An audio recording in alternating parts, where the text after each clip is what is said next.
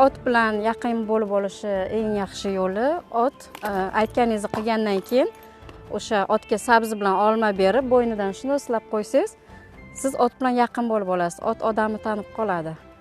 Otga yaxshilik qilsangiz, u sizga hech qachon yomonlik qilmaydi.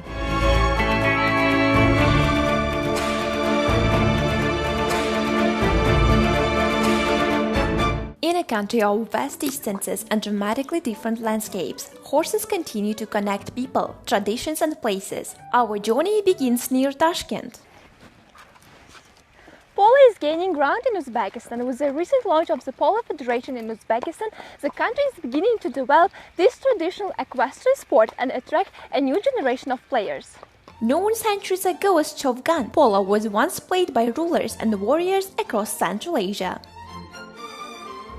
В каждой области имеется по одной базе. Функционально эти базы занимаются тем, что они обучают молодежь. Может прийти любой желающий на безвозмездной основе, спокойно обучаться данной игре. На сегодняшний день мы сотрудничаем с Национальной гвардией. Она нам предоставляет свои базы, конные базы, предоставляет лошадей, помогает в организации турниров. For Shahnoza Sharipova, national team rider, the bond with a horse begins long before entering the field. Otni minishdan tashqari, buni parvarish qilishni ham bilish kerak. Otni mingandan keyin o'zining qonun qoidalari bor.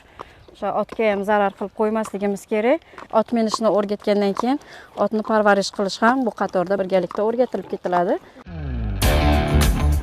Our journey now takes us south to Surxondaryo, where horses remain closely linked to local traditions.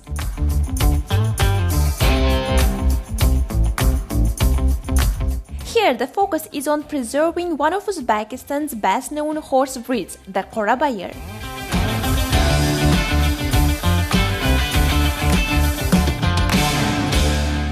Bizim maktabda 5 yil mobaynida 30 bosh Qorabay otlar bilan boshlagan bo'lsak ish faoliyatimiz. 5 yil mobaynida 100 dan oshiq otlar yetishtirdik. Bugungi kunda 500 nafardan oshiq yoshlar aynan o'sha bizning maktabda ot sport turlari bo'yicha mashg'ulot o'tadi.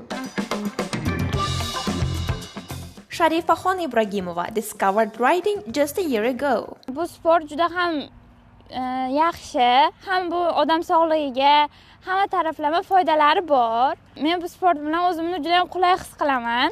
Otlarimiz juda ham yaxshi, mehribon. From the foothills of southern Uzbekistan, our journey continues more than 1,000 kilometers northwest to Karakalpakstan. The landscape changes dramatically. Snow-covered steppes stretch to the horizon, where winter winds test both horses and riders. In this vast region, horses have long helped people adapt to life on the steppe. Horses have long been part of daily life on these steppes. Today, traditional riding skills meet modern stables and riding arenas.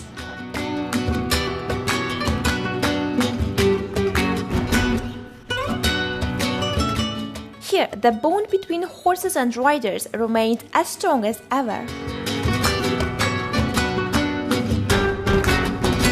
Hozir kunda otlarni seleksiya qilib, arqli zotlarni ko'paytirish rejalarimiz bor. Otlarda 2 mahal yemi beriladi, sulusi, arpasi, kepagi, tuzi. Bundan tashqari 3 mahal yem xashaklari solinadi, beda bilan tabiiy pichan. Bular otlarda 3 marta sug'oriladi. Otlarga qaraydigan bizlarda chorvador lavozimlarimiz bor. Bolalar o'zlariga biriktirilgan otlarga o'z vaqtida yem xashaklarni solib keladi. Choosing the right horse is often one of the first lessons young riders learn.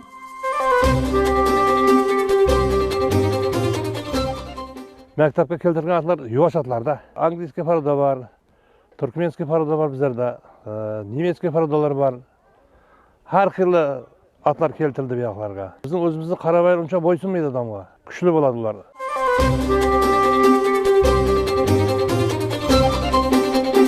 From Tashkent to Surxondaryo and the snow-covered steppes of Karakalpakstan, our journey has revealed many different sides of Uzbekistan's horse culture.